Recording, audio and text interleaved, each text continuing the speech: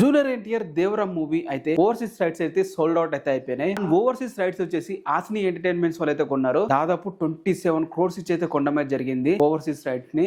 And ఈ 27 crores అనేవి junior NTR career లోనే ఆఫ్టర్ RRR లో హైయెస్ట్ నెంబర్ అని చెప్పాలి. అండ్ జూనియర్ ఎన్టీఆర్ గారి ప్రీవియస్ మూవీస్ అన్ని రిలీజియన్ మూవీసే కాబట్టి దాదాపు 14 crores 15 crores ఉండేవి ఓవర్సీస్ రైట్స్ అనేవి. బట్ ఇప్పుడు ఈ మూవీకి చూసుకుంటే దాదాపు 27 crores అయితే పెరిగినాయని చెప్పాలి. దాదాపు 12 కోట్ల మార్కెట్ అయితే పెరిగింది. ఆసిని ఎంటర్టైన్మెంట్స్ వాళ్ళైతే మూవీని అయితే రిలీజ్ అయితే చేస్తున్నారు ఓవర్సీస్ లో. అంటే America, England, UK and Australia, Dubai, ఈ మొత్తం కంట్రీస్ అన్నిట్లో వీలైతే యూరోప్ ఇవన్నిట్లో రిలీజ్ అయితే వీలే చేస్తారనమాట. అండ్ ముఖ్యంగా మనం మాట్లాడుకుంటే జపాన్ లాంటి ఏరియాస్ లో సపరేట్ గా ఉంటారు. బట్ జపాన్ కాకుండా అవుట్ ఆఫ్ ఏషియా కాకుండా మొత్తం అటు ఉన్న వెస్టర్న్ సైడ్ ఉన్న కంట్రీస్ మొత్తం వీలే రిలీజ్ అయితే చేస్తారు. సో ఈ విధంగా మనం చూసుకుంటే ఆస్ట్రేలియా రిలీజ్ అవుతుంది, అమెరికాలో రిలీజ్ అవుతుంది, యూకేలో రిలీజ్ అవుతుంది. అండ్ ఇంకా మనం చూసుకుంటే యుఎస్ఏ, నార్త్ అమెరికా, ఇవే మొత్తం కంట్రీలో అయితే వీలైతే రిలీజ్ అయితే చేస్తారు. అండ్ వీళ్ళు వచ్చేసి అయితే బెస్ట్ వర్క్స్ అయితే చేస్తారనమాట.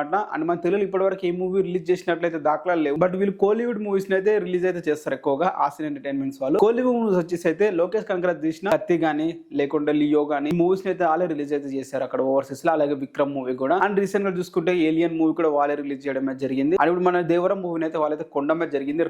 ఇప్పటి వరకు కూడా ఆఫ్టర్ ప్రభాస్ గారు అని చెప్పాలి. ప్రభాస్ గారు సాహో బాహుబలి తర్వాత తన మార్కెట్ పెరిగింది కాబట్టి సాహోతో అలాగే వాటితో మార్కెట్ అయితే ఇంకా పెంచుకుంటూ వెళ్ళిపోయారు. ఆఫ్టర్ RRR తర్వాత ఈ రేంజ్ మార్కెట్ అనేది సూపర్ అని చెప్పాలి 27. ఎందుకంటే ఆఫ్టర్ RRR తర్వాత ఆశ్చర్య మూవీ వచ్చింది. దాంట్లో కూడా రామ్ చరణ్ గారు అండ్ చిరంజీవి గారు ఈక్వల్ రోల్స్ అయితే ఉంటాయి. అదొక మల్టీ స్టారర్ లాగానే ప్రాజెక్ట్ అయితే చేస్తారు స్టార్టింగ్ లా కేమో కంటే. ఆ మూవీకి ఓవర్సీస్ రైట్స్ వచ్చేసి దాదాపు 11 కోట్లు ఇచ్చి కొనడం జరిగింది. ఆఫ్టర్ RRR తర్వాత 1 month తర్వాత రిలీజ్ అయిన తర్వాత మూవీకి. బట్ జూనియర్ ఎన్టీఆర్ గారి దేవరా మూవీకి అయితే దాదాపు 27 crores ఇచ్చి కొనడం అనేది అయితే. అండ్ ఈ 27 crores అంటే దాదాపు 50 crores గ్రాస్ అయితే రావాలి. ఓవర్సీస్ లో దాదాపు 5 million వరకు అయితే కలెక్ట్ చేయాలి. 5 million వరకు కలెక్ట్ చేయాలంటే ఇప్పటి వరకు మన టాలీవుడ్ లో చూసుకుంటే 5 million కలెక్ట్ చేసిన మూవీస్ చూసుకుంటే నాన్ ఎస్ఎస్ఆర్ తప్ప ఇంకే మూవీ అయితే కలెక్ట్ చేయలేదు. Baahubali 1, Baahubali 2 and RRR movie ఈ ఉన్నాయి. అలాగే ప్రభాస్ గారు నటించిన మూవీ సాహో రీసెంట్ గా అయితే యాడ్ అయింది.